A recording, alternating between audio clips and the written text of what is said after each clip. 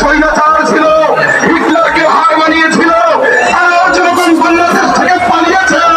আমরা মনে করি সারা পৃথিবীতে মানবতার ভিতরে যে আগুন জ্বলে উঠেছে, মানবতাবাদী সকল মানুষের ভিতরে যে আগুন বরবাদ করে দাইবাল করে চলছে, এই আমেরিকা, এই ইসরায়েল, এই আগুনে ধ্বংস হয়ে যাবে ইনশাআল্লাহ।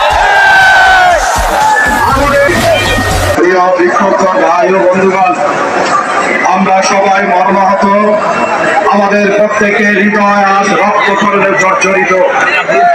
আমেরিকা ইসরায়েল কর্তৃক ফিলিস্তিনে যে বর্বরচিত গণহত্যা চলছে, কোন পশু অন্য পশুকে এভাবে আক্রমণ করে না।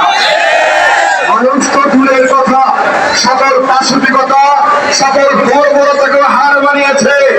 এই বাংলার মাটিতে আমরা দেখেছিলাম স্বৈরাচার ছিল, হিটলারকে হার মানিয়েছিল, তারাও যেরকম বাংলাদেশ থেকে পালিয়েছে।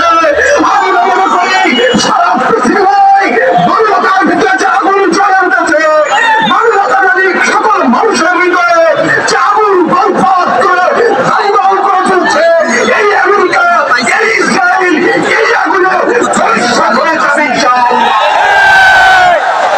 আমাদের বাংলাদেশে দাঁড়িয়ে আমরা কি করতে পারি? আমরা আমাদের যে ফিলিস্তিনের ভাইদের প্রতি সংহতি জানিয়েছে রাজপথে নেমেছি, আহ্বান করছি অতি দ্রুত যুদ্ধ বন্ধ করুন, ফিলিস্তিনকে স্বাধীন হিসেবে রাষ্ট্র ঘোষণা করুন। একই সাথে বাংলাদেশে যে সকল ইসরায়েলি ব্যবসা করছেন, অনতিবিলম্বে আপনাদের ব্যবসা গুটিয়ে ফেলুন। ভাবে সতর্ক করে হচ্ছে বাংলাদেশে কোন ইসরায়েলি পণ্য থাকতে দেওয়া হবে না। আমরা যে মানুষ রয়েছে, মানবতা রয়েছে, তারা মনে করছেন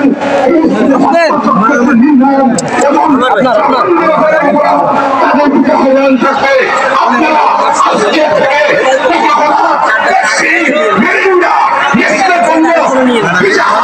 এই সকল ইসরায়েলি পণ্য বর্জন করতে হবে। মহল্লায় মহল্লায় যারা এগুলো পান করবে তাদের ছবি তুলে রাখবেন, তাদের ছবি তাদের সামনে দেখাতে চাই। আমরা বলতে চাই এরা ইসরায়েলের দোসর, বাংলাদেশে থেকে ইসরায়েলি পণ্য কোনোভাবেই ভোগ করতে পারে না। সাথে সাথে আমরা সামাজিক ভাবে এই ইসরায়েলি পণ্য কনজিউমারদেরকে আমরা বয়কট ঘোষণা করবো ইনশাআল্লাহ। আন্দোলন সংগ্রাম চলবে।